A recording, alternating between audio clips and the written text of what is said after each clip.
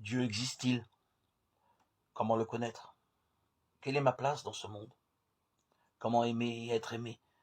Quel est le projet de Dieu pour moi?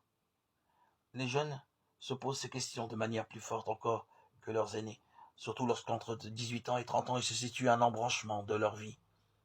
Si la culture de l'engagement durable est beaucoup moins forte qu'autrefois, les jeunes se portent majoritairement vers une diversité d'engagements ponctuels qui leur permettent d'être utiles, de s'épanouir, d'avoir une pluralité d'expériences.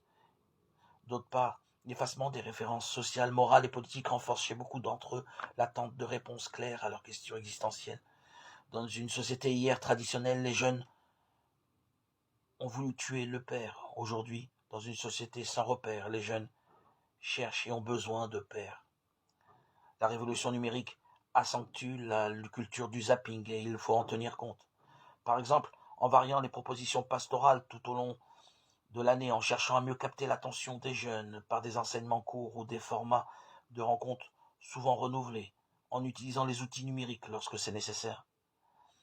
Comme dans la société, on assiste chez les jeunes à une multiplication des courants, des sensibilités et des groupes d'appartenance.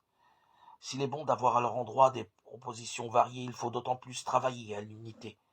Et pour cela, présenter aux jeunes le mystère de la foi dans sa globalité, nourrir leur sentiment d'appartenance et organiser des événements fédérateurs. Enfin, pour aider les jeunes à lutter contre la culture du provisoire et les faire grandir en autonomie, il est indispensable de leur confier progressivement des responsabilités.